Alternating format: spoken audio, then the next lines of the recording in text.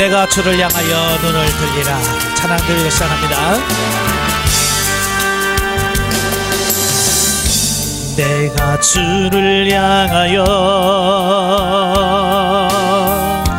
눈을 들리라. 나의 도움 어디서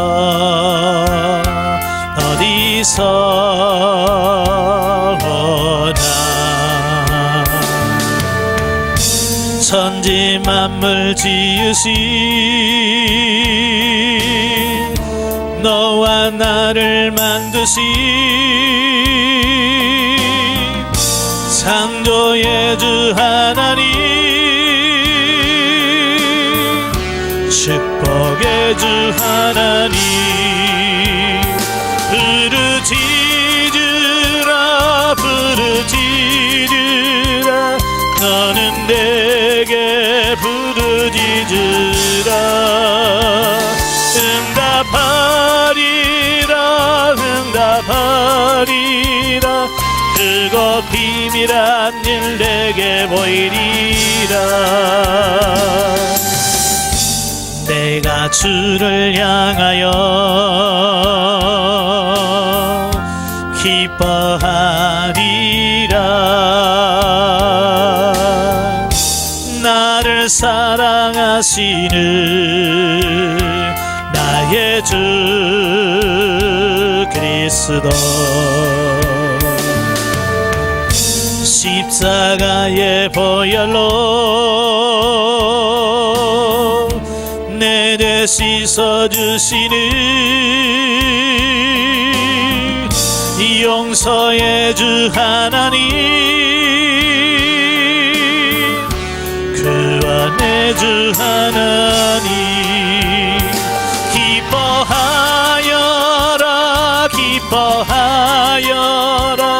너는 항상 기뻐하여라. 감사하여라. 그거 놀라운 일 내게 보이리라. 내가 주를 향하여 감사하리라. 나를 도와주시는 나의 주 성령님, 환난 고통 당할 때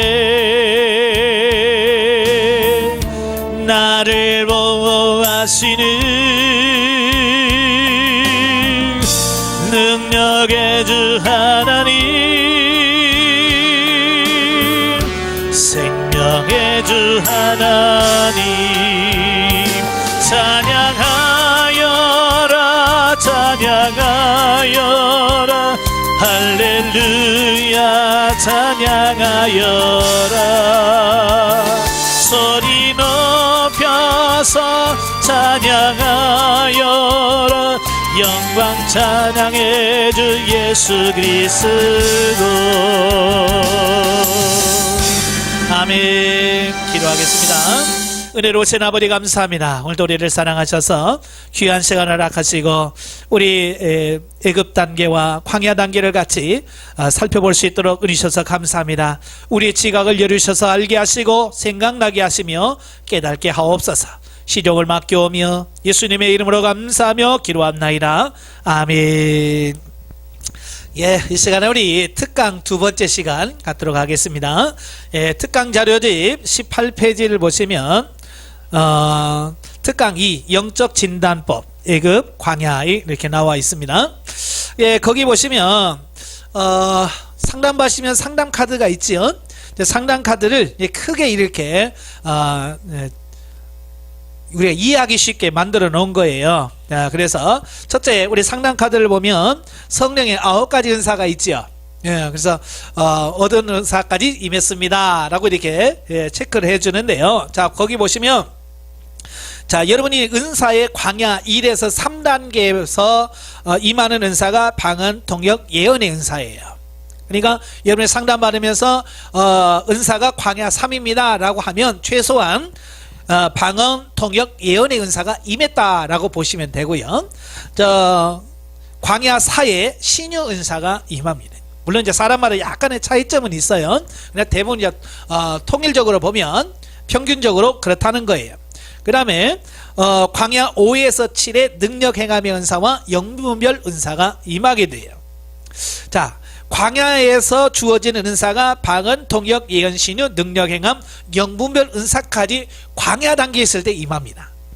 예, 그래서 그것을 기본적으로 체험하고 경험해 가면서 언제까지 가냐면 믿음의 은사가 임하죠. 자, 믿음의 은사는 여러분들이 이제 1단계가 마무리되고 2단계 여리고가 무너져서 윤리 실용 단계로 살 때에 임하는 은사가 믿음의 은사입니다. 예. 그리고 지식의 말씀의 은사와 지혜의 말씀의 은사는 가나안 3-5 예, 윤리 실용 단계를 지나서 진리 단계에 들어갈 때, 예, 진리 단계에 들어갔을 때에 이 지식의 말씀의 은사와 지혜의 말씀의 은사가 임합니다. 이건 평균적인 거고요. 이제 하나님께서 역사하실 때 보면 어떤 분들은 하나님께서 강권적으로 역사해서 그냥 하나님 은사 받을 때 이 성령의 9가지 은사를 한순간에 받는 분도 종종 계셔요. 예, 왜냐하면 그렇게 경험하지 않으면 그 사람은 예수 안 믿을 사람들 있잖아요. 예? 그런 사람들에게는 그 경험을 통해서 사고가 갖춰가는 깨트릴 부분이 있거든요. 그래서 그런 분들은 한꺼번에 오는 경우도 있어요. 그러나 대부분에 보면 이게 그 사람의 영적인 성장에 따라서 성숙도에 따라서 하나씩 주어지는 이 부분을 보게 됩니다. 자, 우리도 보면 그렇잖아요. 학교에 보면 영재 애들 있잖아요. 가끔 천재, 뭐 영재, 그래서 뭐 초등학교 1학년, 2학년인데도 벌써 대학 공부까지 마무리하고 뭐 이런 사람 있잖아요. 이게 평균은 아니잖아요. 그죠? 1000명이나 10,000명에 1명 있을까 말까 하는 사람들이잖아요. 예, 마찬가지예요. 이런 은사가 한꺼번에 임하는 사람들은 보통 뭐 1000명이나 10,000명에 1명 있을까 말까 하는 그런 부분들이고요. 보통은 이렇다라고 하는 거예요. 자, 그 다음에 사명을 받았죠. 자, 여러분 사명 기억하시죠? 늘 우리가 알아야 될 게 뭐냐면 내 사명이 뭔가를 정확하게 아셔야 돼요. 예, 자, 사명이라는 게 뭐냐? 어떤 일을 하도록 하나님이 부르셨나 라고 하는 거예요. 예, 왜 하나님이 나를 부르셨지? 무슨 일을 하도록? 이 직임이라고 하는 거죠. 다른 말로 하면 직분, 직임이라고 할 수 있어요. 이걸 이제 크게 둘로 나눌 수 있어요. 목회자와 평신도로 구분이 되어집니다. 그래서 목회자에게는 목사, 전도사, 사모, 선교사, 또 특수목회, 또 영성사역자 이렇게 있어요. 그러니까 특수목회는 기도원 사역이라든지 또 기관목회라든지 선교단체라든지 또 신학교수, 또 학교 교목, 뭐 이런 여러가지 특별한 일반 목회가 아닌 특수목회를 하는 분도 있고요. 또 요즘에 이제 사회복지라고 해서 목사님이면서도 사회복지 하시는 분들 있죠. 장애단체라든지 어떤 이런 단체를 이끌어가는 이런 분들도 있습니다. 자, 그 다음에 평신도는 첫째 평신도 사역자가 있어요. 평신도 사역자는 목회자 버금가게 사역하는 자. 그러니까 신학을 안 했고 목사 안수를 받지 않았지만 교회에서 보면 마치 목회자 버금가도록 교회에서 여러 가르치는 일이라든지 이런 일을 하는 분들이 있거든요. 자, 이런 분들은 목회자 사역자죠.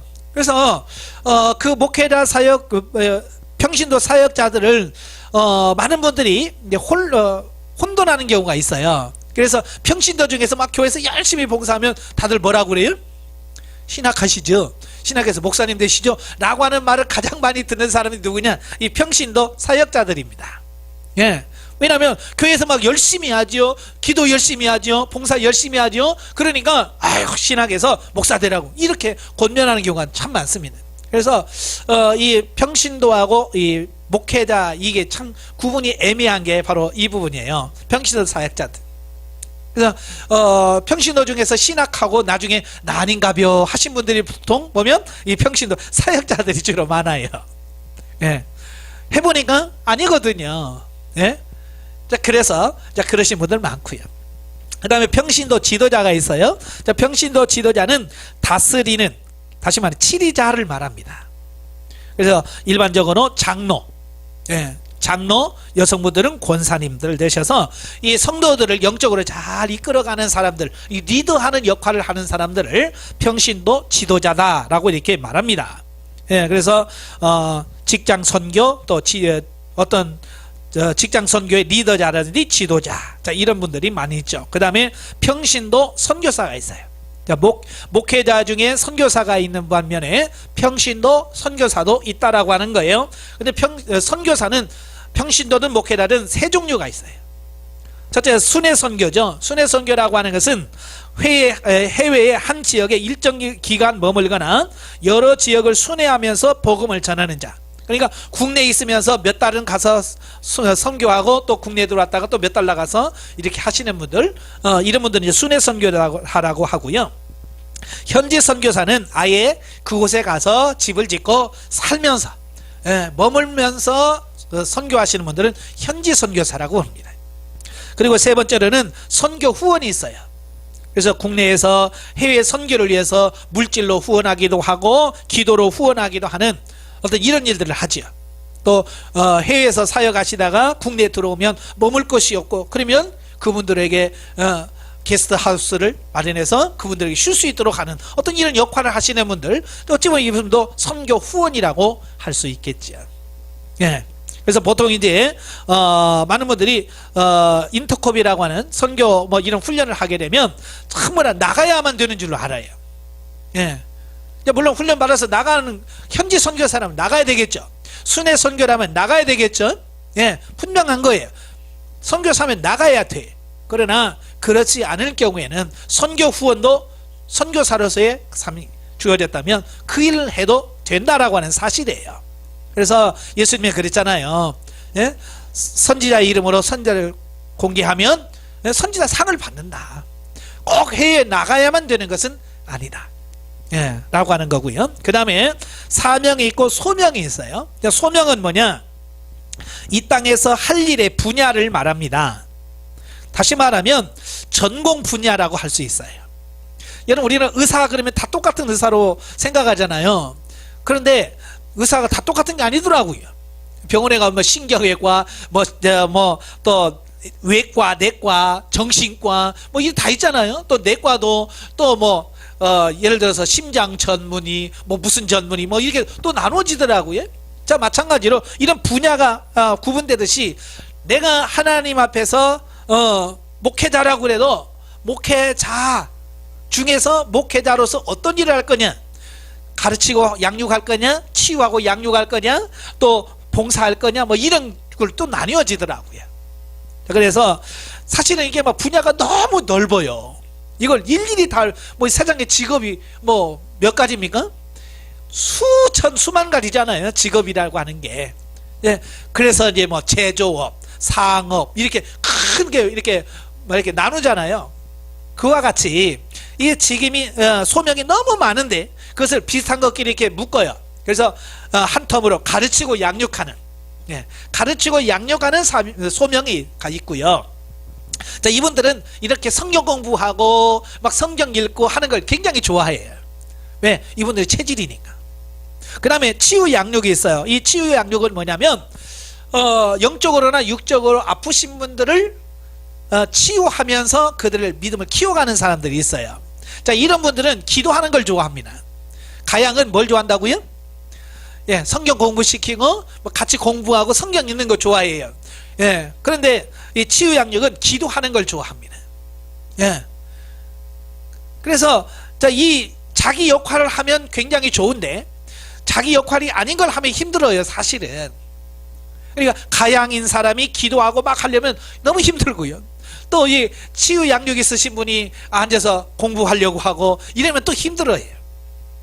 물론 조화롭게 하려면 서로 해야 돼요. 가르치고 양육하신 분들은 기도해야 되고, 또 치유 양육 있으신 분들은 그들을 또 말씀으로 잘 먹여야 되니까 또 말씀을 연구해야 되고요. 자, 이렇게 서로 다른 분야도 우리가 할 수 있어야 돼요. 왜? 그만큼 폭이 넓혀지니까. 그 다음에 종합봉사가 있어요.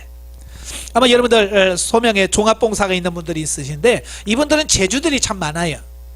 그래서 교회에서 종종 안 끼는 데가 없는 분들 계시죠. 그죠? 하여간 그분은 어디 가든지 있어. 성가대 가면 성가대에서 앉아있지, 교사 자리에 가면 교사 자리에 앉아있지, 야외 가면 야외 간데 앉아있지, 뭐 이런데 안 끼는 데가 없으신 분들 보면 이 종합봉사예요. 예. 그래서 제주도 많아요. 아주 다재다능하신 분들이 이 종합봉사가 있고요. 그 다음에 봉사. 이 봉사가 있으신 분들은요, 교회에서 참 듬직하게 그 말 없이 참 섬기는 일을 많이 하시더라고요. 예. 그래서 이 봉사가 있으신 분들이 교회에서 주방에서 일하시면 주방이 시끄럽질 않아. 무슨 말인지 아시죠? 근데 이거 치유 양력이나 가양 들어가면 시끄러워. 왜? 이분들은 몸은 안 되잖아요. 몸은 안 되고 입만 살아있기 때문에 시끄러워요. 근데 교회에서 이렇게 이런 소명에 따라서 봉사하면 진짜 좋아요. 근데 교회가 작거나 이럴 때는 이렇게 다 분야별로 할 수는 없잖아요. 그래서 때로는 내가 내 소명이 아닌 데 가서 해야 될 때도 있어요. 그 예를 들어서 교회 갔는데 교사가 없어. 나는 취향인데요. 나는 교사 자격 없어요. 그래도 해야죠. 왜요? 없는데 어떻게 해요? 해야죠. 그러니까 그런 부분들은 내가 보완하고 더 보충해서 또 채워서 할 수 있는 어떤 이런 부분이 되거든요. 그 다음에 기도 소명이 있어요. 그 다음에 관리하는 능력이 있습니다. 그 다음에 본을 보여주는 삶, 권면, 상담, 신방하신 분이고 전도, 이렇게 소명이 이렇게 종류로 이렇게 나눠져 있습니다. 물론 전도라고 하는 것은 누구나 다 해야 돼요. 전도는 뭐 소명 있는 사람, 전도 소명 있는 사람만 아니냐, 다 해야 돼요. 그런데 유독 이 전도의 소명이 있으신 분들은 전도를 기가 막히게 잘해요. 별거 없어요. 그죠? 근데 가면 끌고 와. 근데 이 소명이 없으신 분들은 쭉 설명을 해도 안 와. 자, 이런 차이가 있더라고요. 그래서 야, 역시 확실하게 소명이 있는 사람하고 없는 분의 차이가 있다라는 거죠. 예, 그래도 없다고 해서 안 하면 안 됩니다. 달란트도 보면 이제 달란트라고 하는 것은 사명과 소명을 이루기 위해서 주신 하나님의 선물이라고 할 수 있어요. 그래서 그 위에 소명에 보면 가르치고 양육이 있으신 분 있죠. 가양이라고 표시되신 분들은 달란트가 G 써놓고 S 써놨죠. 예, S, 영어로 S 대문자 써져 있는데요, 이건 소피아라고 하는 말이에요. 헬라어로 소피아. 이 소피아라고 하는 말은 지혜 속의 생활 속의 지혜, 분별력을 말합니다. 예. 삶 속에서 분별력에서 사람들을 보면, 그걸 모르는 사람들 보면 아우 저는 꾀가 많아, 쟤는 얍삽이야, 뭐 이런 거 있잖아요. 이 잔머리가 잘 굴러가서 싹싹싹싹 일을 처리하는 사람들, 바로 이 S, 지혜가 있는 분들이거든요. 예. 그리고 말씀의 능력이 있습니다. 이런 분들은 말씀을 전하면 많은 분들이 은혜 받았습니다, 이해가 쏙쏙 돼요, 뭐 이런 분들 있잖아요. 이 말씀의 능력이 있기 때문에 그래요. 그 다음에 지혜가 있는데 지식의 말씀의 연사, 지혜의 말씀의 은사, 이걸 말합니다. 그 다음에 두 번째, 치유 양육이 있으신 분들은 대언, 다른 말로 예언이라고 할 수 있어요. 이 대언은 뭐냐면 기도하면서 하나님께서 뭐라고 말씀하신지를 듣고 전하는 걸 말합니다. 네. 그러니까 제가 여러분 상담할 때 보면 이 상담하는 걸 뭐라고 하면 대언이라고 해요. 그러니까 제가 성령님과 교제하고 성령님께 물어서 성령께서 여러분에게 말씀하고자 하는 말을 제가 대신 전하는 겁니다. 그래서 기도 많이 하세요, 감사 많이 하세요, 이런 일은 이렇게 하세요 라고 말하죠. 바로 그게 대언의 은사입니다. 예. 그 다음에 신유, 능력, 영분별이 있고요. 예. 그 다음에 세 번째, 종합봉사가 있으신 분들은 지혜가 있습니다. 지혜, 아까 가양 설명할 때 했죠. 자, 일반적 지혜를 말합니다. 그 다음에 관리 능력, 사랑, 섬김이 있고요. 봉사가 있으신 분들은 사랑, 섬김이 있고, 기도의 소명이 있으신 분들은 기도의 능력이 있고, 그 다음에 관리 능력이 있고요. 기타가 있습니다. 자, 이렇게 정리를 해놓고 보면 내가 사명이 뭐고 소명이 뭐고 달란트가 뭐다 라고 하면, 내가 교회에서 이렇게 봉사하면 내 체질에 따라서 참 하나님께서 기뻐하시는 삶을 살 수 있겠다 라고 하는 것을 알 수 있겠지요. 예, 대부분의 많은 사람들이 이걸 잘 모르고 한단 말이에요. 예, 그러니까 막 힘들어하는 거예요.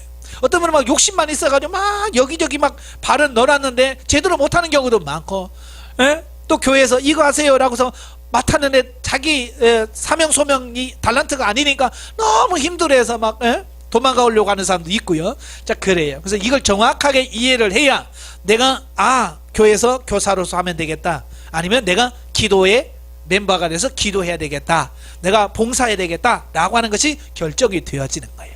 그래서 여러분도 사명 소명 달란트는 꼭 기억하셔야 돼요. 아시겠죠? 자, 그 다음에 넘기면 20페이지 보시면 애급 단계가 와요. 예, 상단 카드 보면 맨 밑에 애급 단계가 있죠. 자, 애급 단계는 애급 단계는 특징, 훈련 및 처리, 주의사항이 이렇게 애급 단계에 있는 사람들이 이해하기 쉽게 이렇게 정리를 해놨어요. 먼저 특징, 애급 단계에 있는 사람 특징이 뭐냐면 애급은 마귀가 다스리는 세상 나라다 그랬어요. 쉽게 말하면 이런 거예요. 아직 거듭나지 않고 중생하지 않은 사람들이 머무는 영적 단계를 애급 단계다 라고 말합니다. 교회 나오는 사람들 중에 애급 단계가 있을까요, 없을까요? 예? 있어요. 예. 수십 년 단위도 애급 단계는 사람이 있습니다. 거듭 안 난 사람도 있어요. 심지어는 목회자 사이에도 있어요. 예. 근데 거듭나지도 않았고 신학에서 목사 안수까지 받는 분도 있더라고 말이에요. 목사도 그러니 뭐 장로 중에 그런 사람 있을까요, 없을까요? 예, 있습니다. 예. 그러니 제대로 주의 일을 하겠어요, 못하겠어요? 못하지요. 예. 애급은 마귀가 다스리는 세상 나라를 의미해. 그래서 죄와 사망의 법 아래에 있고 죄의 종로를 하면서 사는 거예요. 그래서 이 애급 단계에 있는 사람들은 철저한 자기중심적입니다. 예, 철저한 자기중심적이에요. 나중에 뭐 광야도 비슷하겠지만 심지어는 우주의 중심이 누구냐면 자기예요. 태양이 누구를 위해서 떠요? 자기를 위해서 떠요. 이게 모든 게 자기중심적이야. 사람들도 다 자기중심적, 남편도 자기중심적이고 자식도 자기중심적이고, 그래서 자기 마음에 들면 허허허 하고 좋아하고 기뻐해요. 근데 자기 마음에 안 들었다 그러면 왼수야 그냥. 예? 바로 이게 자기중심적이라고 하는 거예요. 그 다음에 감정과 사고의 변화가 심하며 감정의 절제가 되지 않는다.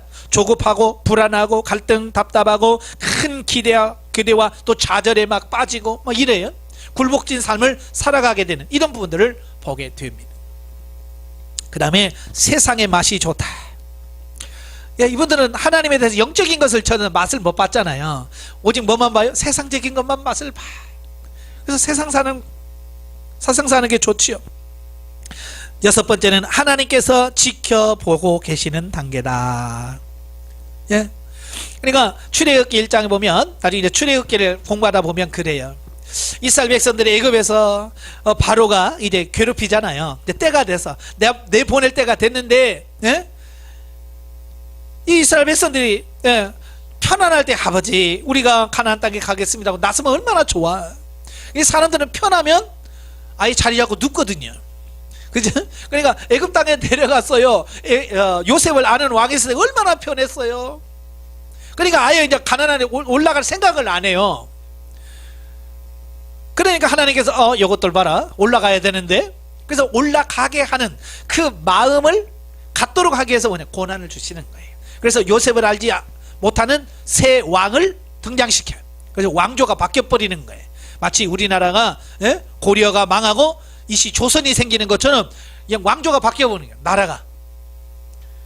그러니까 그 전에 왕은 요셉을 알기 때문에 이스라엘 민족이 잘해줬단 말이에요. 왜? 자기가 굶어 죽을 뻔했는데 요셉이 와가지고 잘 살려줬으니까 이스라엘 민족들은 아이고 얼마나 고마워요. 그래서 잘해줬단 말이에요.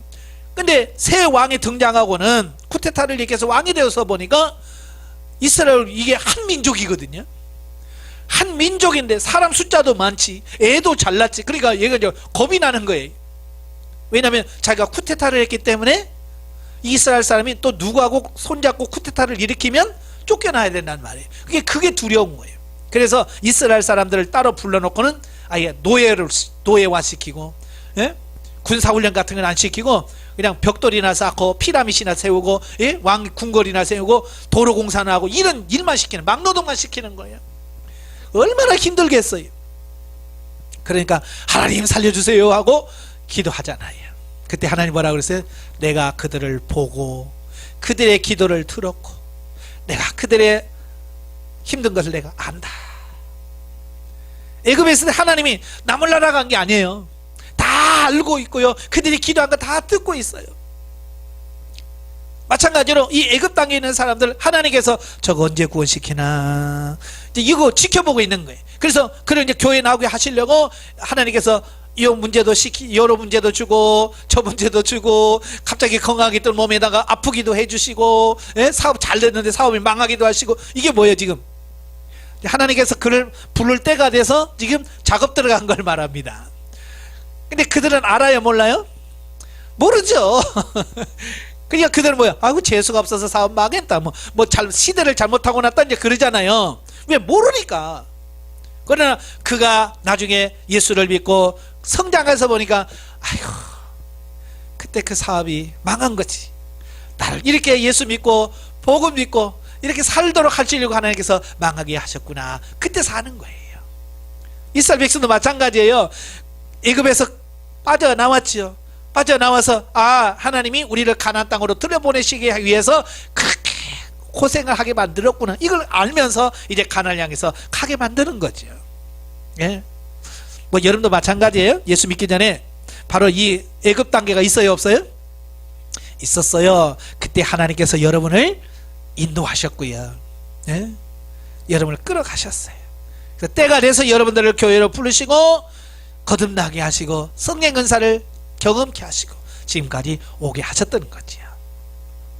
자, 이 애굽 단계에 있는 사람들, 지금 내가 애굽 단계다 이런 분들은 뭘 해야 되느냐, 어떤 훈련을 해야 되고 뭘 처리해야 되느냐, 첫째로 구원해 주시기를 위해서 기도해야 됩니다. 왜냐하면 아직 구원 못 받았거든요. 교회 나왔어도 이 애굽 단계에 있는 사람은 구원 못 받습니다. 왜? 그 영혼이 아직 거듭나지 않았기 때문에 그래요. 그러나 이런 단계에 있는 사람들은 뭘 기도해야 돼요? 하나님 나 구원해 주세요. 나 빨리 내 영혼을 거듭나게 해주세요 라고 기도해야 되겠죠. 예. 그래서 제일 급한 게 뭐겠어요? 기도예요. 나를 구원해 달라고, 내 영혼을 살려 달라고 하는 기도가 필요해요. 그 다음에 아까 철저하게 감정 사고 이게 심하다고 그랬죠. 그래서 이 육신의 감정을 정복하고 인내하도록 기도하셔야 돼요.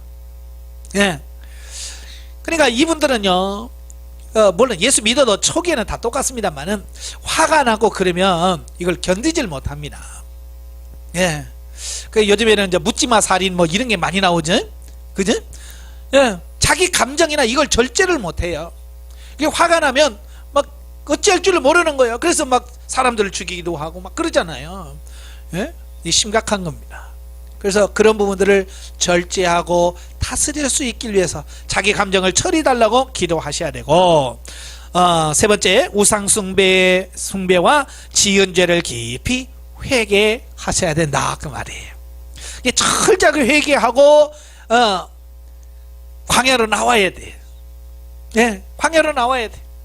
근데 이스라엘 백성들을 보면 애굽에서 나올 때 그 우상숭배하던 모든 것을 다 내려놓고 와야 되는데 내려놓고 왔어요? 안 놓고 왔어요? 가지고 오잖아요. 그래서 금송아지 만들고 그러잖아요. 예, 이런 거 해요. 여러분도 이게 처리하지 못하니까 예수 믿으면서도 여전히 뭐요? 여전히 또 세상적인 방법을 쓰기도 해요. 참 깜짝깜짝 놀란 게 많아요. 심지어 권사님 장로님 됐다고 하면서도 그 입에서 나오는 말들이 깜짝깜짝 놀래. 저희 어머님이 몇 년 전에 소천하셨어요. 권사님이셨어요. 권사님이신데도 가끔 제가 목사가 이해 못할 말씀을 하셔. 그게 뭔 줄 아세요? 묘자리 잘 써야 묘자리를 잘 써야 자손이 복받는 난다. 아니 권사님이 그만, 아니 어머님 성경에 어디 그런 말이 있어요? 그러면 너는 몰라서 그런다. 야 누구네 집 봐라, 몇 자리 잘못 써가지고 그 다 망했잖냐. 근데 누구네 집 봐라, 2장에서 명당짜리다가 몇 자리 잘 쓰니까 자손들이 얼마나 잘 되냐 이러는단 말이에요. 참 그 아니라고 아무리 얘기를 해도 그 예수 믿기 이전에 가졌던 그 사고 있잖아요. 그걸 못 내버리시네. 다 못 놓으시더라고요. 혹시 여러분 중에서 그런 거 있어요? 예수 믿으면서 그런 게 있어요? 예, 예. 그런 것들을 철저하게, 왜냐, 예수 믿을 때 처리해야 되는데 그 부분을 철저하게 처리하지 못해요. 사실 뭐 저희 어머니 같은 경우는 예수님 만나기 전에 거의 50평생을 무당 점치고 절간에 가서 뭐 그런 걸 하여간 특심이에요. 열심히 특심이에요. 예, 그런 생활을 사시다가 저희 아버님이 돌아가시고 이제 교회 전도받아서 나와요. 그러니까 49살에 이제 예수 믿기 시작하셨어요. 그러니까 50년 동안 다 그 속에서 살아왔잖아요. 그게 몸에 뱄어요. 그러니까 교회 다니면서도 그게 안 벗어지는 게 몇 가지가 있어요. 물론 이제 좋은 점도 있어요. 왜냐하면 새벽님이 안 빠지셔요. 하여간 지성이면 감천이라고 하잖아요. 지성 들이고 이걸 하여간 끝내주게 하시잖아요. 네? 그러니까 참 그 몸이 아프셔서 병원에 입원하시기 전까지는 정말 목사인 내가 새벽기도 못 나가도 저희 어머니는 가시더라고요. 네? 그 정도로 열심히 하셨어요. 우상숭배의 죄를 깊이 회개하셔야 돼. 다 끊어야 돼요. 그 다음에 네 번째, 하나님의 말씀에 아멘 해야 된다. 그래서 뭐 믿어져서 아멘이 아니라 그냥 믿어지지 않아도 하나님의 말씀은 진리잖아요. 그죠? 하나님의 말씀이 진리이기 때문에 믿어지든 안 믿어지든 이 단계에 있는 사람들은 아멘 하고 받아들여야 돼. 따지면 안 돼. 다섯 번째, 이해가 안 돼도 하나님께 감사해라 그랬어요. 그러니까 이 애굽에 있는 사람들은 이해가 안 돼요. 하나님을 이해하려고도 뭐 하나님 보이기를 하나요? 뭐 하나님 음성이 들리기를 하나요? 뭐만 보입니까? 환경밖에 안 보여. 그래서 환경이 좋으면 이 사람들 다 좋아합니다. 그죠?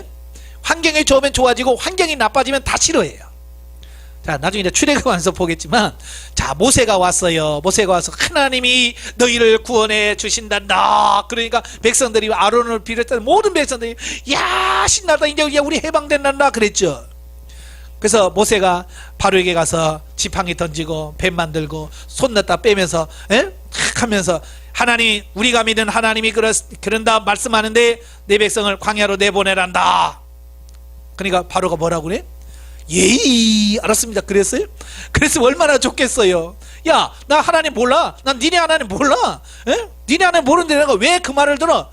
요것들이 한가하니까 한가하니까 이상한 소리 하는다고. 야, 일 더 시켜. 그렇게 된 거예요. 그러니까 어찌 보면 모세가 와가지고 바로 만나면서 뭐 이랬어요? 더 힘들어진 거예요. 더 힘들어지니까 백성들이 뭐 했어요? 네가 괜히 와가지고 말이지 우리만 더 힘들게 만들어. 원망했어요. 예, 이런 거예요. 예, 이들은 뭘 보냐? 하나님 안 보여요. 뭘 보인다고요? 환경만 보여. 그래서 일이 잘 되면 너무 좋아합니다. 막 하나님 복 주세요 어쩌다가 일이 잘못되면 그때 하나님 어디 있어요? 확 돌아가가지고 그러죠? 예? 근데 우리도 마찬가지예요. 환경의 지배를 너무 받아. 그래서 이해가 안 돼도 하나님께 감사해. 그냥 망했어. 왜 망했는지 몰라. 옆에서 막 하나님 복 주시려고 그래. 뭐 이해가 됩니까? 이거 뭐 예수 믿은 신앙생활 몇십 년 한 사람도 사업에다 망해봐. 와서 아유 하나님이 더 큰 복 주시려고 그래. 그 이해가 돼요? 안 되잖아요. 예수 수십 년 믿어도 이해 안 되는데 아직도 구원도 못 받은 사람은 뭘 이해를 하겠어요. 그러니까 이해가 돼서 감사하는 게 아니고 그냥 아유 감사합니다 감사합니다 그냥 감사하는 거예요. 그 다음에 자기 연민에 매이지 마라. 이래 성장에도 마찬가지예요. 이 자기 연민에 빠진 사람들을 많아요. 그래서 맨날 내 신세가 그러면서 자꾸 자기 연민에 빠져가지고요. 예? 그러지 마세요. 그럴 필요 없어요. 그 다음에 마음의 상처를 참지 말고 하나님께 구체적으로 내어놓고 처리받아야 된다. 마음의 상처가 깊어지면 결국은 화병 생깁니다. 예. 그 다음에 이때 애굽 땅에 있는 사람이 주의사항 뭘 주의해야 되느냐? 첫째, 감정에 치우치지 말라. 예? 두 번째로 감사에 인색하지 말라. 세 번째, 미래에 대하여 염려하지 말라. 왜? 하나님이 끌어가신다. 하나님 다 하시는 거예요. 뭐 이스라엘 백성들이 자기들이 바로왕 칼 가지고 와서 싸워서 나왔나요? 아니에요. 다 하나님이 10가지 재앙 내리시고 그들은 그냥 가만히 구경하고 있다가 나가라 그러니까 양 잡아먹고 나오잖아요. 그죠? 여러분 마찬가지예요. 우리가 하는 게 아니에요. 누가 하신다고요? 하나님이 하시는 거예요. 그러니까 미래에 대해서 걱정하지 마. 굶어 죽을까 봐 염려하지 마시라. 광야에서 굶어 죽은 사람이 있어요, 없어요? 광야에서 굶어 죽은 사람 있어요, 없어요? 없어요. 하나님 앞에 벌 받아 죽은 사람은 있어. 그죠? 하나님 말씀에 불순종하고 징계받아 죽은 사람은 있어도 굶어 죽은 사람은 없어요. 절대로 여러분 안 굶어 죽어요. 이 훈련 받다가 직장이 없어져도 안 굶어 죽어요. 잠시 어려워도 그 다음에 하나님께서 더 좋게 하셔요. 예. 그 다음에 네 번째, 먼저 복음을 이해해야 됩니다. 예, 예수 그리스도를 믿음으로 구원받는다고 하는 사실. 어떤 걸 다른 걸로 구원받는 게 아니라, 예? 예수 그리스도를 믿어야 구원받는다는 이걸 알아야 되고 너무 조급해하지 마라라고 하는 거예요. 자, 애굽 단계를 이렇게 간단히 넘어갑니다. 왜냐하면 사실 이제 우리 애굽 단계는 여러분들 다 지나왔기 때문에 왜 그래도 하냐면 이제 앞으로 또 전도하려다 보면 애굽 단계 있는 사람들이 있잖아요. 또 여러분의 교회 안에서도 이제 교회는 막 왔는데, 예? 구원 아직 거듭나지 못한 성도들 있잖아요. 그들을 이해를 해야 돼. 그들을 이해하고 저렇게 했구나. 그러면 이 단계에서 주의사항이 이거라고 그랬지. 그러면 그들에게 권면해 줄 수 있잖아요. 예? 그래서 그들을 잘 이끌어갈 수 있도록 해야 돼.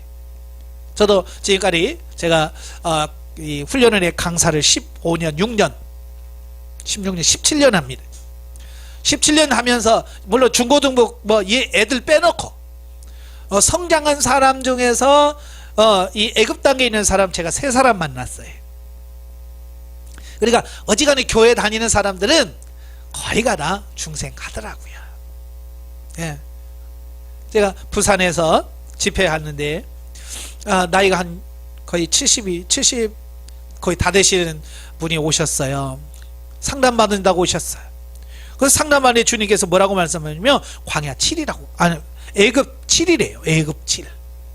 그래서 이 훈련원에 올 정도 되면 이거 거듭 나섰을 텐데 왜 그랬을까? 그래서 옆에 있는 딸이 있길래 애굽이라는데요. 이분 교회 다니셔요? 그랬더니 오늘 처음 나왔대. 그러니까 지금까지 교회를 한 번도 안 나가신 거예요, 이분이. 시골에 계시다가 그 부산에 있는 딸 집에 놀러 왔어요. 딸은 계속 자기 어머니가 예수 믿고 구원받기 위해서 계속 기도는 했고, 그래서 딸 집에 놀러 왔어요. 근데 딸이 그 영성훈련에 오면서 엄마 뭐해? 그냥 같이 그래서 이렇게 모시고 온 거예요. 그러니까 어디 간지도 모르고 그냥 따라오신 거예요. 얼떨결에 또 데려와가지고 기왕 온 김에 상담 받아봐. 그래서 그냥 상담 받으러 온 거예요. 그러니까 이분은 예수가 뭔지, 교회가 뭔지, 상담이 뭔지, 영성이 뭔지 아무도 몰라. 그냥 얼떨결에 온 거예요. 그런데도 애굽 7이에요. 그게 뭐냐? 이 딸이 그 어머니의 구원을 위해서 계속 기도하니까 거의 때가 다 된 거예요. 네. 때가 거의 다 돼서 하나님께서 그렇게 놀러 오게 하시고 끌고 오셔서 그걸 또 만나서 상담하면서 예수 믿으셔야 된다고 제가 복음을 전하고 꼭 다니세요. 그러더니 다닌다고. 지금 다닌지 모르겠어요. 예, 그런 경우. 예. 그 외에는 거의 다 광야 단계죠. 아마 여러분도 처음에 오셔서 상담을 받으시니까 광야 단계죠.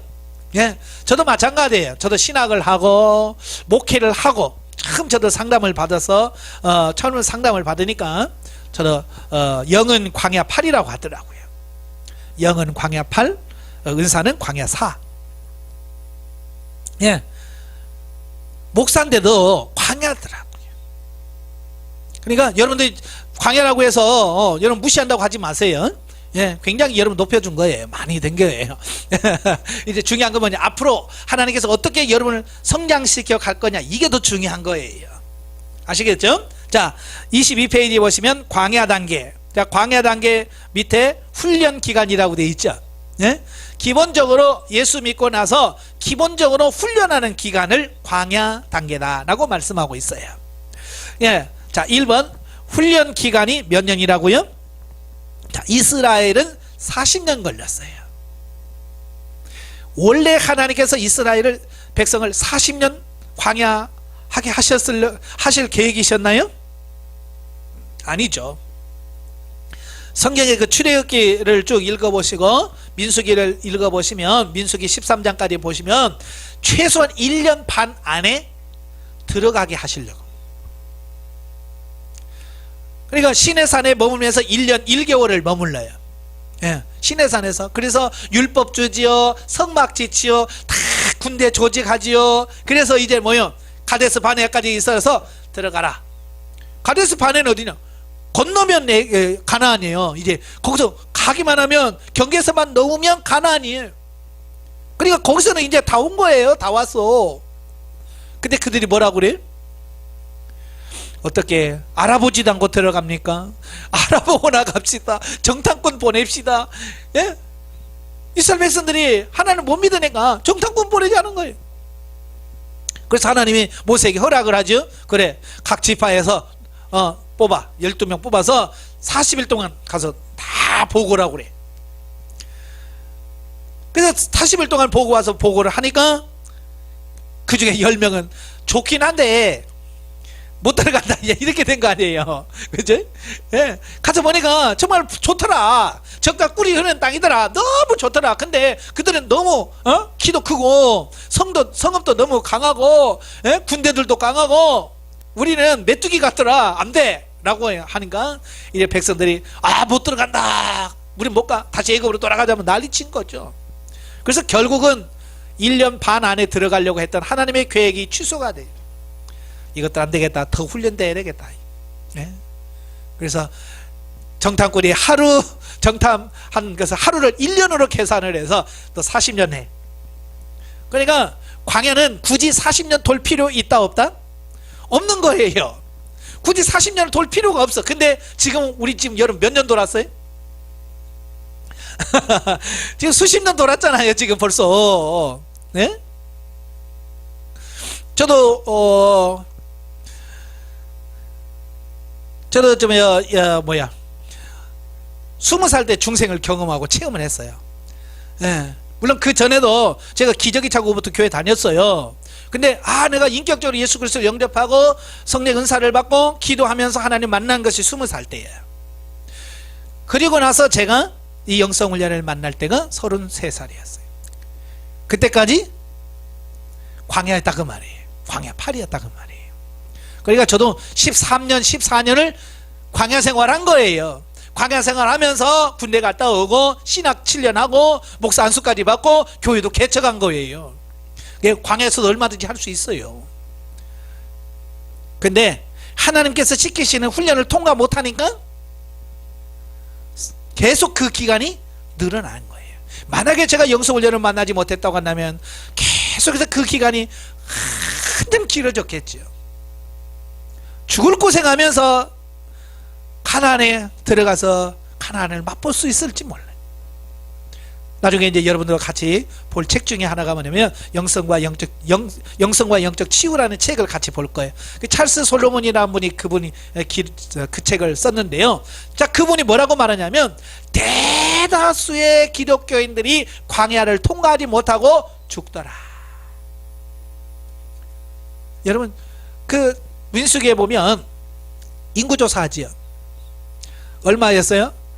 20살 이상 사운드에 나갈 수 있는 사람은 60만 3,550명이었어요. 예. 그런데 그 숫자 계수된 사람 중에서 가나안에 들어간 사람은 몇 명이에요? 2명이에요. 여호수아와 갈렙. 그러니까요, 이 가나안 땅에, 그러니까 이렇게 가나안 땅에 들어가는 사람의 숫자가 너무 적더라고요. 그러니까 여러분 영성훈련 받지 않고 그냥 알아서 가나안에 들어가봐. 그러면 60만 3,550명 중에서 1명 들어갈까 2명 들어갈까 그래. 예, 그렇다고 말이에요. 그렇게 힘든 거예요. 이 가나안에 들어간다는 게 쉽지 않다는 얘기를 하고 있는 거예요. 그래서 이 광야는 예수 믿었다 그러면 다 한 번씩은 통과해야 돼. 없는 사람 없어요? 심지어 예수님도 이 땅에 오셔서 광야 통과하셨어요. 요단강에서 세례를 받으시고 성령에 이끌려서 어디로 나가셨어요? 광야로 가셨어요. 광야로 가서 40일 동안 금식하면서 기도하셨어요. 그리고 시험에 통과하셨죠. 사단이 3번 시험하잖아요. 이거 떡떡이 되게 먹어라, 뛰어내려라, 나한테 절만해, 내가 그냥 줄게, 이 3번의 시험을 하잖아요. 그때에 예수님이 탁 통과하시잖아요. 그러니까 통과하니까 며칠 만에 끝나요? 40일 만에 끝내버렸어요. 예수님은 40일 만에 끝냈어요. 이스라엘 백성 몇 년 만에 끝냈다고요? 40년 만에 끝내고. 여러분 며칠 만에 끝낼 거예요? 빨리 끝내야죠. 예. 광야는 오래 있으면 좋은 게 아니에요. 자, 이 광야는 뭘 하냐? 육의 사고를 영의 사고로 전환하기 위한 훈련이 계속돼요. 이 광야는 계속해서 훈련인데 무슨 훈련이냐? 우리의 사고와 가치관을 바꾸는 훈련을 하는 거예요. 그만큼 이 사고와 생각이 안 바뀌어. 겨우 몇 프로 바뀌냐? 광야를 통과해야 5% 정도 바뀌어. 나머지 95%는 여전히 안 바뀌어. 그러니까 제가 강의하면서 가끔 그런 얘기해요. 예수 믿는 사람이나 안 믿는 사람이나 다른 게 뭐냐? 주일날 성경 지고 교회 가는 거 외에는 다른 게 뭐 있냐? 시장 가서 물건 깎다가 싸우고, 예? 똑같지 않냐? 그렇지 않아요? 예수 믿는다고 뭐 특별한 게 뭐 여러분 나은 게 있어요, 없어요? 특별한 거 조금 차이 나요. 예? 예수 안 믿는 사람은 전혀 아무 차이 안 난다고 할 수는 없고, 차이가 나긴 나요. 근데 너무 안 나요. 그래서 맨날 땅 갖고 투기하는 거는 집사님이나 권사님이나 장로님이나 예수 안 믿는 똑같고, 주식 갖고 싸우고 뭐 이런 거 다 똑같고, 예? 네가 잘나니 내가 만나니 싸우는 거 똑같고, 뭐 왜? 사고가 똑같으니까, 생각하는 수준이 똑같으니까. 그렇잖아요. 왜냐면 이 사고가 안 바뀌어서 그래. 사고가 결국 영적인 삶은 이 육신의 사고가 얼마나 영적인 사고로 바뀌었느냐에 따라서 그만큼 하나님을 사랑하고 내 삶이 바뀌는 거예요. 이 사고와 가치관이 그렇게 중요한 거예요. 그래서 계속 사고와 가치관이 바뀌어야 된다고 하는 게 그런 거예요. 이 가치관이 안 바뀌면요, 죽어도 삶이 안 바뀝니다. 왜? 내 삶은 이 가치관, 세계관에 따라서 내 삶이 좌우되거든요. 그러니까 예수 믿어도 돈이 최고다, 이 가치관의 메인 사람은요, 돈이면 다지. 돈 다음에 예수님이고 돈 다음에 하나님이지. 예, 그래요. 왜? 그분은 돈의 가치관이 이거예요. 그의 삶의 주인이거든요. 그러니까 그 사람은 바뀌질 않아요. 그래서 하나님께서 어떻게 해요? 그러냐, 한번 너 돈 한번 잃어봐라. 그래서 그 사람은 돈을 탁 쳐가지고 빈털터리로 만들어서 거지 만들어.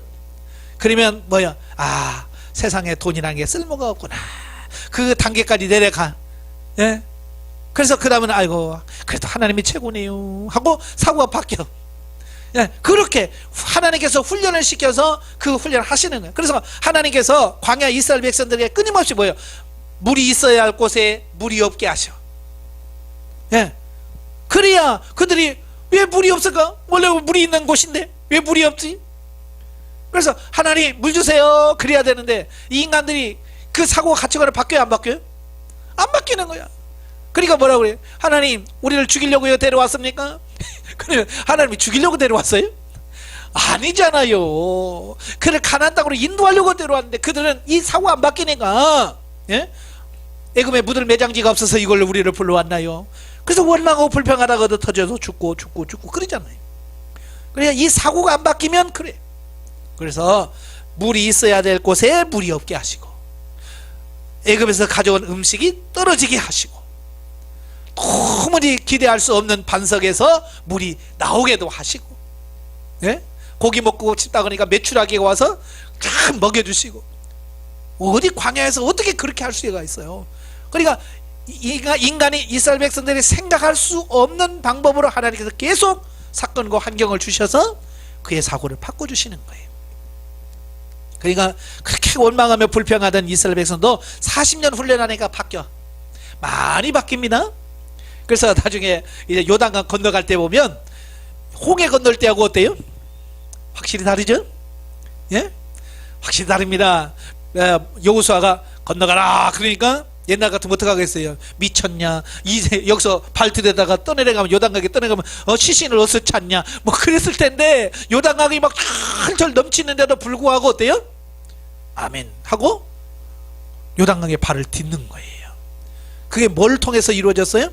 훈련을 통해서 그들의 사고와 가치관이 바뀌니까 그렇게 되더라 그 말이에요. 여러분 안 될 것 같습니까? 됩니다. 근데 왜 안 바뀌냐? 훈련은 안 받아. 훈련은 안 받아.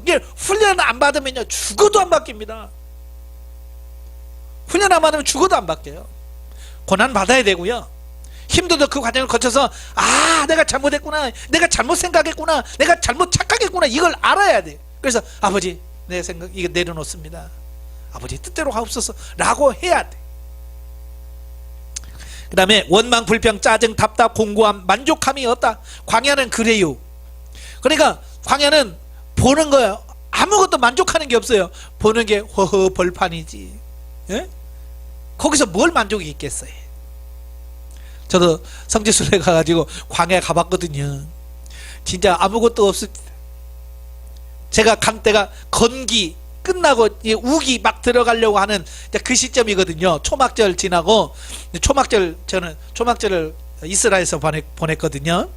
예, 그러니까 진짜 이 광야에 가니까요 풀이 안 보여, 파란 게 안 보여요.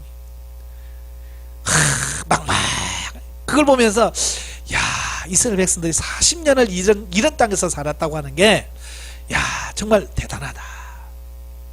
그 땅에서 죽지 않고 살아나온 게 정말 하나님의 은혜다. 이게 진짜 느껴지더라고요. 광야에 들어가 보니까. 그러니까 그 하나님의 뜻을 제대로 모르면 입에서 원망할 수밖에 없어요. 그래서 광야에서 이스라엘 백성들 입만 열면 나오잖아요. 뭐가? 원망하고 불평하는 게 나와요. 그 다음에 하나님의 음성을 듣기도 하고 하나님이 함께 하심을 감지하기도 하나 기본 체험에 불과하다. 예? 광야 단계에 있다고 해서 하나님의 음성 못 듣는 게 아니에요. 경험합니다. 이스라엘 백성들 어때요? 시내산에서 하나님의 음성을 듣기도 하고요, 구름기둥과 불기둥을 보기도 하고요, 따라가기도 하고요, 많은 거 경험했어요. 여러분도 마찬가지죠. 여러분 나름대로 기도하면 응답 받아요 안 받아요? 여러분 나름대로 받은 게 있잖아요. 그죠? 나름대로 그래도 기도하고 하나님 음성 듣고 지금까지 순종한 게 있어요. 없다는 게 아니야. 어떤 사람은 심지어 셋째 하늘까지 갔다 오신 분도 있어. 광야 단계 있으면서도. 네? 그러나 그게 전부는 아니라는 얘기예요. 기본 체험에 불과하다. 그러니까 그런 경험을 해도 여전히 그 단계에서 머물러 버려요. 그러니까 하늘나라에 가서 천국 지옥을 보고 와도 삶의 변화가 별로 안 나타나. 예. 이 광야는 그렇다 그 말이에요. 그 다음에 기분과 감정, 눈에 보이는 환경의 지배를 받는다. 예, 눈에 보이는데 굉장히 예민하고 민감합니다. 그래서 이 믿음이 없는 사람들이요 신방 따라다니다가 시 없는 분들 많아요. 왜냐? 교회에서 봤을 때는 자기보다도 기도도 안 하고 봉사도 안 하는데 가서 봤더니 막 집이 자기들보다 훨씬 커. 예? 잘 산단 말이에요. 그러니까 신방대원 따라다니다가 시험 드신 분들 종종 있어요. 예? 목회자 중에도 그렇고요, 신방 여전히 사람들도 신방 다니다가 시험 든 사람 많아요. 왜? 자기보다 너무 잘 살거든요. 환경 보니까. 그건 아닌 거예요. 그 다음에 애굽에서의 삶을 그리워한다 그러지. 그래서 끝에 가면 이스라엘 백성들이 뭐라고 그래? 다시 애굽으로 가자 그러잖아요. 예? 그건 사망인데, 세상인데도 다시 내려가자는 거야. 여러분도 그랬잖아요. 끝에 가면 뭐예요? 내려가고 싶은 생각이 있어요 없어요? 훈련 받으면서도 무슨 생각 들어요? 다음 주부터 가지 말걸, 가지 말아야지, 이런 생각 들어요 안 들어요? 예, 끊임없이 듭니다. 이제 좀 더 가면 안 될까요? 아니에요. 몇 번의 위기가 있습니다. 저도 훈련 3년 받으면서 정말 최선을 다했지만 저도 몇 번의 위기가 있었어요. 왜? 받아도 변화된 것도 없는 것 같고, 그래서 아유 이게 꼭 해야 되나 뭐 이런 생각을 한 적이 있어요. 근데 거기에 치면 안 되는 거예요. 우리는 절대로 다시 돌아갈 수 없습니다. 그 다음에 기도가 잘 안 됩니다. 예. 육을 위한 기도는 열심히 해요. 근데 영적인 기도가 안 돼. 뭘 달라는 기도는 잘 돼. 근데 영적으로 나를 포기하고 뭐 예수님이 겟세마네 동산에처럼 아버지의 뜻대로 원대로 되길 원합니다. 그런 기도 안 돼. 무조건 뭐라고 그래? 주시옵소서. 안 주면 안 됩니다. 그 야복하게 야곱처럼 붙들고 늘어지기만 하지 자기 자신을 포기할 생각을 안 해. 그냥 얻어내려고만 하지. 왜? 아직 성장이 안 돼서 그래요. 그래서 육신적인 기도는 잘 됩니다. 그러나 영적인 기도는 안 돼요. 왜? 아직 영이 어려서 그래요. 그 다음에 자기 열심, 노력, 방법 등으로 영성을 이루려 한다. 예? 하나님이 일하면서도 다 뭘로 하려고 그래? 육으로 다 하려고 그래. 육신의 열심으로 다 하려고 그래요. 이거 안 됩니다. 그 다음에 영성훈련을 받으면서 갑자기 문제가 많아진다는 느낌을 받는다. 예. 많은 분들이 그래요. 목사님 괜히 받았나 봐요. 훈련을. 왜요? 굉장히 문제가 많아요. 참 문제가 많아. 이런 질문을 참 많이 던져요. 저도 보니까 그렇더라고요. 영성훈련 받기 전에도 힘들었지만 훈련 받고 나니까 더 힘들어지는 것 같아. 그래서 저도 하나님을 따지는 거 좋아하잖아요. 예? 하나님 왜 그래요? 내가 지금 더 편해지려고 영성훈련 받았는데 왜 더 힘들어집니까? 그래서 주님께서 저에게 말씀하시길 뭐냐면 너 밀린 숙제하는 거야 그러시더래요. 예. 여러분 초등학교 때 방학하면 뭘부터 해요? 제일 먼저 많이 해봤잖아요. 시계 동그라미 그려놓고 몇 시부터 몇 시까지 잠자기, 일어나기, 그 다음에 숙제하기, 놀기 뭐 이러면서 계획표 짜지요. 그대로 하는 사람 있어요 없어요? 만약에 이틀 3일은 그대로 합니다. 그 숙제도 꼬박꼬박 해요. 그 다음에 4일부터는 뭐요? 아직 멀었는데 뭐 그래서 미뤄요. 그 다음에 이제 아예 신경 안 씁니다. 하면서 치컷 놀아요. 그 나중에 방학이 이제 한 일주일 뭐 며칠 안 나오면 그때서 이제 비상 걸리잖아요. 그죠? 저희도 그랬어요. 여름방학 끝날 때 되면 전부 다 동네 모정이라고 하는 데가 있어요. 이렇게 이렇게 모정이라고 산 언덕 위에다 이렇게 지어놓고 시원한 데 있잖아요. 다 모입니다. 친구들 다 모여. 그래서 전부 다 배 깔고 앉아가지고 야야 그거 뭐냐? 근데 뭐까지 뵙게요? 일기까지 뵙겠잖아요. 하나가 부르면 일기까지 다 써요. 나중에 학교 가서 혼나죠. 야 놈아 베낄 게 없어서 일기까지 뵙기냐? 그래서 혼나잖아요. 어차피 숙제는 해야 되잖아요. 그러니까 밀린 숙제. 그러니까 이런 거예요. 내가 신앙생활 하면서 하나님의 훈련을 차근차근 받아야 되는데요. 우리가 다 뭐요? 다 밀어놓은 거예요.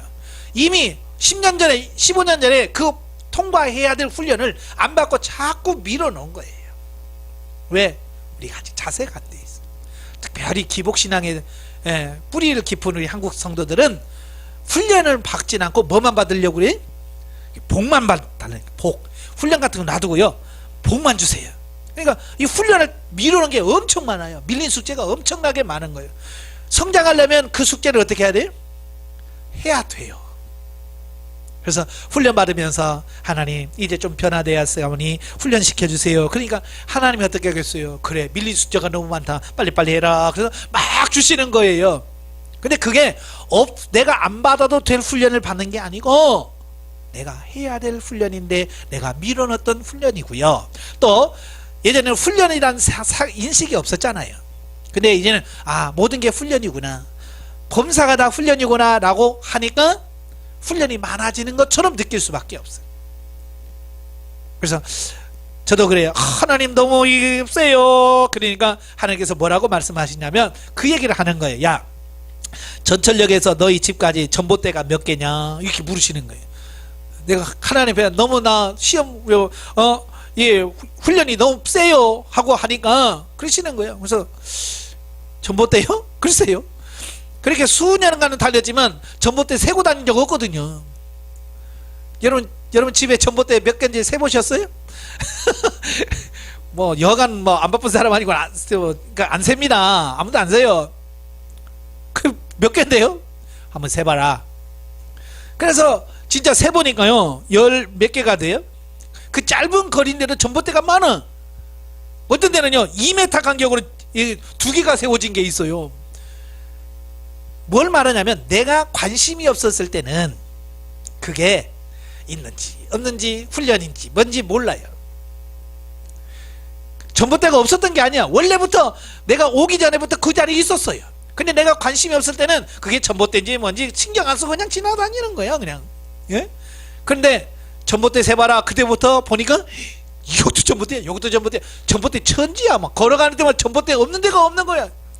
이제 여러분이 왜 훈련이 자꾸 많아지는 것처럼 느껴지느냐? 바로 그런 거예요. 예전에는 훈련이란 인식이 없었어요. 그냥 좀 힘들고 어려운 일 생기면 뭐라고 생각했어요? 뭐라고 생각했어요? 오늘 재수 없어. 뭐 그러고 그냥 넘어가 버리는 거야. 재수 없는 일 하고 그냥 지나가 버린 거예요. 하나님의 훈련이라고 인식을 안 한 거예요. 그러나 이제는 모든 게 하나님 훈련이라고 생각하니까 요것도 훈련이고 요것도 훈련이고 저것도 훈련이고 이게 훈련이 많이 인식될 수밖에 없어요. 그래서 많아진 것처럼 느껴집니다. 그러나 어차피 그것은 밀린 숙제예요. 그만큼 여러분이 훈련을 안 받았다는 얘기예요. 예, 고난이 많고 훈련이 세다는 것은 그만큼 내가 훈련을 받고 미뤄놓은 숙제가 너무 많다는 거예요. 그러니까 누구 탓할 거 없어요. 예. 자, 훈련 및 처리. 이 광야에 있는 사람들은 어떤 훈련을 해야 되느냐? 육신 중심으로 살고 있는 현실을 인정하는 거예요. 이게 제일 중요합니다. 맞아요, 내가 육신 중심으로 지금까지 살아왔어요 라고 인정하는 그 순간부터 뭐가 되느냐? 변화가 시작이 돼요. 이걸 인정 안 하면 변화 안 됩니다. 예. 내가 잘하고 있는데요 무슨 소리예요? 라고 하면 그 사람 변화 없어요. 예? 인정하셔야 돼. 그래요, 내가 육신 중심이 돼서 지금까지 내가 살아왔어요 라고 인정을 하셔야 돼. 그 다음에 억지로라도 감사하라. 왜? 훈련이다. 예. 여기서는 내가 정말 이 안에서 막 감사가 넘쳐서 감사 안 돼요. 보이는 게 전부 다 뭐 벌판이고 그런데 무슨 감사가 되겠어요? 안 돼요. 그런데 억지로라도 감사하셔야 돼. 남편이 마음에 안 들어도 아버지 그래도 저 인간이라도 있으니까 내가 과부로 안 삽니다. 감사합니다 하고 감사하고, 예? 돈이 없어도 그래도 굶지는 않으니 감사합니다 하고 감사하고, 뭐 화려한 옷은 없어도 그래도, 예?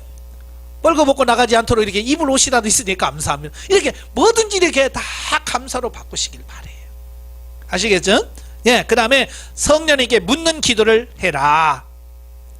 들리지 않아도. 왜냐하면 광야 단계는 그렇게 영의 귀가 열리지 않아요. 가끔은 들려지긴 하지만 그렇게 하나님 음성이 잘 안 들립니다. 그래서 하나님께 물어도 대답이 없어요.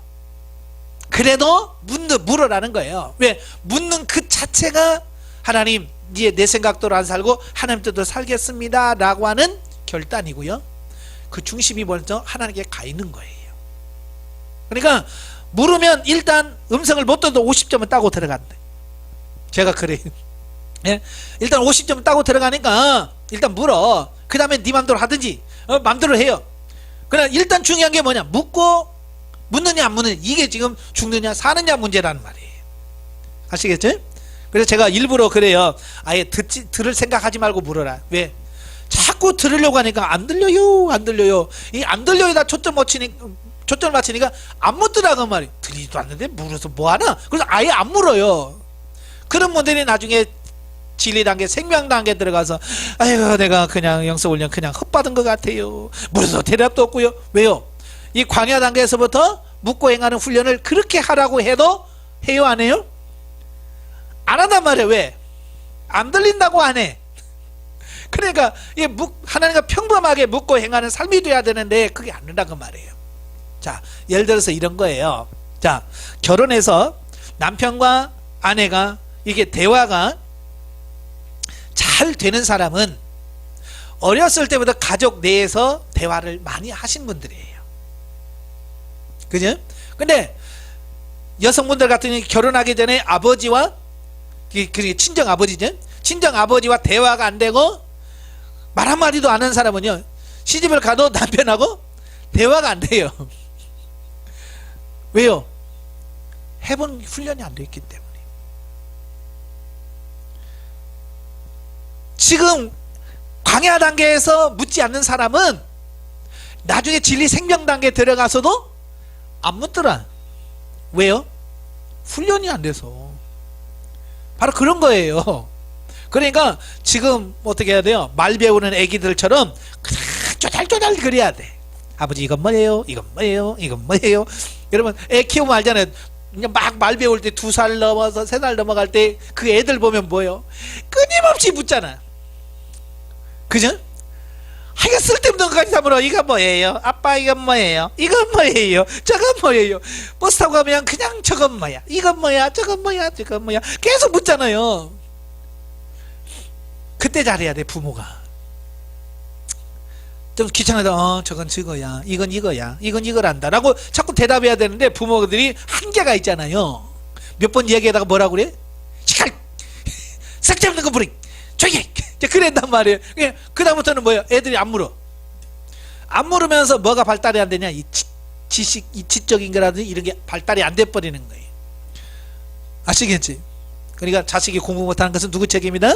부모가 충분하게 이런 대화를 안 해준 결과예요. 그러니까 천재들이라든지 이런 사람들 보면 끊임없이 부모가 뭐예요? 대화는 계속 대화를 해줘서 이야기들이 자꾸 그 호기심을 키워서 개발을 시키는 거예요. 그러니까 중요한 게 뭐냐? 지금도 주의 음성을 듣고 계속 하셔야 돼. 아시겠죠? 자, 안 들려도 뭐하라? 물으라. 그 다음에 철저한 기도 시간 2시간에서 5시간. 특히 방언으로 기도를 많이 해야 육적인 체질이 영적인 체질로 바뀌고 받은 은사가 경험되어지고 실제가 되어진다 그랬습니다. 근데 기도를 철저히 하셔야 돼. 기도 안 하면 살 수 있는 힘이 없어요. 이런 강의를 듣고 맞아 해도 그걸 살아갈 수 있는 힘이 없어서 변화가 안 난다. 아시겠죠? 그래서 여러분들이 끊임없이 기도하셔야 돼. 하루에 최소한 2시간 이상은 해야 돼. 나중에 여러분들이 후회합니다. 성장하고 나서 후회해요. 그러니까 지금부터 철저하게 기도 시간. 근데 많은 사람들이 기도 훈련이 돼 있나요? 안 돼 있나요? 대부분이 안 돼 있어요. 그래서 기도 자리에 앉으면 20분 30분 앉아 있다가 더 이상 못해요. 여러분 새벽 기도 가서 뭐 1시간 2시간 앉아 있는 사람 있어요 없어요? 보통 교회 가서 예?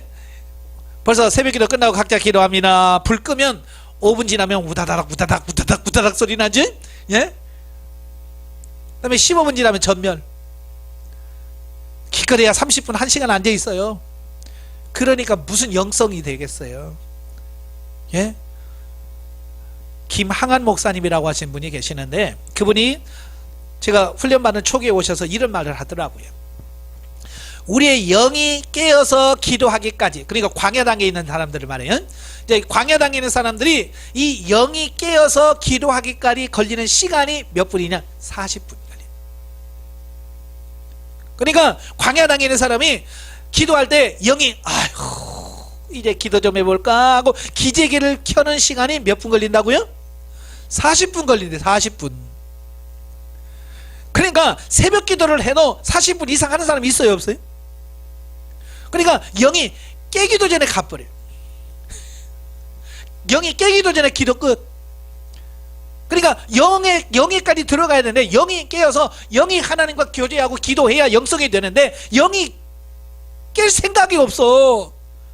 그러니까 신앙생활을 수십 년 하고 심지어 새벽기도 한 번도 안 빠졌다고 해도 그 사람 영의 기도가 못 들어가는 이유가 뭐냐? 너무 짧아. 기도 시간이 40분 되어야 영이 그때서 기지개를 킨대요. 아이고 이제 일어나 볼까 하고 이제 영이 기도하려고 하는데 벌떡 일어나 가. 그리고 영이 야야 기도가 좀 해야 되는데 왜 가냐? 그래서 최소한 2시간은 해야 영이 깨어서 정신을 차리고 하나님께 기도할 수 있는 시간을 좀 줘야 되지 않아요? 그죠? 그래서 길게 기도하라는 이유가 뭐냐? 영이 깨어서 기도해. 근데 영이 깨어나는 시간이 이제 여러분이 영적으로 훈련 받으면 이제 이게 성장하면 점점 이 시간이 줄어듭니다. 예, 영이 깨어있는 시간이 아예 나중에는 완전히 깨어 있습니다. 심지어는 내가 영이 육신이 잠자도 영은 깨어 있습니다. 아시겠죠? 그러니까 그렇게 깨어 있을 때까지는 어떻게 해야 돼요? 내가 깨워야 돼. 잠자는 영혼을 깨워서 하나님이 기도할 수 있는 시간을 충분히 가져야 된다 그 말입니다.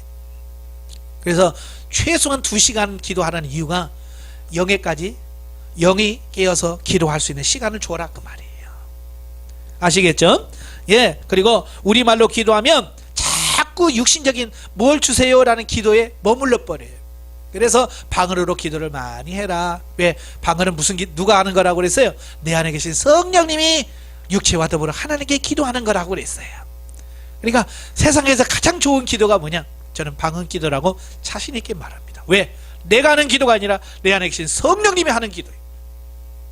성령님이 기도하는데 헛기도 하겠어요? 성령님이 이 안에서 헛소리 하시겠어요? 아니에요. 정말 필요하고 하나님 마음에 쏙 드는 기도만 한다 그 말이에요. 그러니까 방언 기도를 많이 하시라 그 말이에요. 그래서 본인이 기도하라면 안 해. 그래서 저희가 기도회를 하는 이유가 뭐냐? 기도 훈련이 안 된 사람들 와서 그래도 짧은 시간으로 같이 기도해서 기도할 수 있는 힘을 길러주자는 거예요. 그래서 여기서 기도를 해서 훈련이 되어야 이제 집에 가서도 기도할 수 있고 교회 가서 각자 교회 가서도 기도할 수 있는 훈련이 된다고 말이에요. 근데 그게 안 되니까 집에 가서 숙제하세요, 기도하세요 안 해요. 왜? 훈련이 안 돼서. 훈련되시길 바래요. 그래서 기도회가 있다면 꼭 참석하셔야 돼요.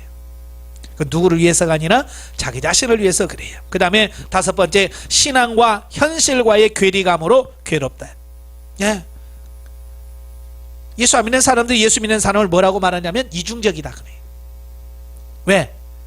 말과 행동이 일치가 안 되기 때문에. 바로 이 광야 단계의 삶이 그래요. 알 것 같은데 삶에서는 안 나와. 그래서 힘든 거예요. 내가 배운 대로 사라지면 아무 문제가 없는데 배워서 이렇게 살아야 된다는데 그게 안 돼. 그게 힘들어요. 그래서 사라지지 않기 때문에 괴롭다. 또 감정에 치우치면 실패한다. 그래서 감정을 처리하셔야 돼요. 광야는 하나님의 율례를 배우는 장소요 과정이니 적극적으로 순종해야 된다. 그래서 철저하게 광야는 구름기둥과 풀기둥을 따라 사는 삶을 훈련하고 하나님의 음성을 듣고 움직이는 훈련을 하셔야 돼. 그 다음에 영적인 것을 경험하려면 조급함을 버려야 된다. 그죠? 빨리 광야 어떻게 가고 싶죠? 조급해. 우리는 빨리 돼야 돼, 빨리 돼야 돼. 그 조급함이 우리를 잘못되게 할 수도 있어요. 네. 그래서 조급함을 버리길 바래요. 그 다음에 본래 자기가 가지고 있는 틀, 고정관념을 깨지기를 위해서 기도해라. 이 고정관념을 다른 말로 자아라고 그래요. 우리가 신앙생활하면서 나름대로 정리한 자기 나름대로의 자아가 있어요. 이 자아가 결국 나의 삶을 끌어가. 왜? 그게 자기인 줄 알거든요. 자아가 자기인 줄 알아요. 그래서 자아대로 살아가요. 그러니까 성경 말씀보다도 자기 뜻대로 살아가요. 그래서 하나님께서 이 자아를 깨뜨리시는 거예요. 그래서 워치만니가 쓴 자아파쇄와 영의 해방이라는 책을 읽어보셨죠? 꼭 읽어보셔야 돼요. 자아가 왜 깨져야 되느냐? 자아가 깨지지 않으면 영까지 영향을 미칠 수가 없어요. 이 자아가 영까지 들어오는 걸 다 방패로 막아버려요. 예. 그래서 안 되는 거예요. 예. 그러니까 영이 흘러나와야 되는데, 내 안에 있는 영이 흘러나와야 되는데 우리 자아라는 껍질이 너무 견고해서 꽉 싸고 있어서 영이 흘러나오질 못하는 거예요. 그래서 하나님과 교제가 안 되는 거예요. 깨트려야 돼. 향유를 담은 옥합. 왜 옥합을 만들어요? 날아가지 말라고. 그잖아요? 향수는 뭐예요? 그게 사라지면서 향을 풍기는잖아요. 날아가면 안 되니까 옥합을 탁 해서 밀봉을 시켜버리는 거예요. 못 날아가라고. 그러니까 향수는 있는데 밀봉해 놓은 상태에서는 향이 나요, 안 나요? 아니 뭐 나올 구멍이 있어야 뭐 향수가 나지. 구멍이라도 바늘구멍이라도 뚫어놔야지. 없단 말이에요. 그래서 옥합에 있는 향수가 나오려면 옥합을 깨트려야 돼요. 우리 자아를 깨트리는 거예요. 그래야 내 안에서 예수 생명이 흘러나오고 영의 생명이 흘러나와서 하나님 앞에 갈 수 있는 거예요. 자, 주의사항입니다. 첫째, 육신의 삶은 사망이라는 사실을 기억하라 그랬어요. 예, 육신의 삶은 사망이에요. 아무리 잘돼도 사망입니다. 육신이 출세 성공해서 우리나라의 제일 갑부가 되고 뭐 대통령이 돼도 육신의 삶은 사망인 거예요. 그러니까 천국 가면서 천국 가면서 하나님 내가 대통령 했거든요. 그 천국 들어가게 해주세요. 대통령 가지고 천국 들어갑니까? 못 들어가요. 예수 이름 아니면 못 들어갑니다. 이 육신의 삶은 아무 의미가 없어요. 가면 갈수록 그게 느껴져요. 두 번째로 내 방법대로 하지 말고 성령님의 지도 인도를 받아라. 그러니까 지금까지 내가 살아왔던 방식대로 살지 마라 그 말이에요. 그러니까 지금까지 여성분들 같은 경우 집에서 밥할 때 지금까지 했던 방법대로 하지 마세요. 하나님 부르면서 하세요. 하나님 찌개는 어떻게 끓일까요? 부터 시작해서 옛날 내 방식대로 하지 말고 자꾸 하나님께 물어서 하나님이 원하시는 방법대로 바꾸셔야 돼. 그러다 보면 하나님께서 어느 순간에 여러분을 탁 건드실 때가 있어요. 야, 예를 들어서 막 미원 팍팍팍 넣을 때 하나님께서 야, 그런 것만 이러면 몸에 해롭다. 어느 순간에 하나님께서 말씀하십니다. 매운 거 좋아하시는 분, 너 매운 거 너무 좋아하면 너 몸에 해롭다 말씀하세요. 너 짜게 먹는 거 몸에 해롭다 말씀하셔요.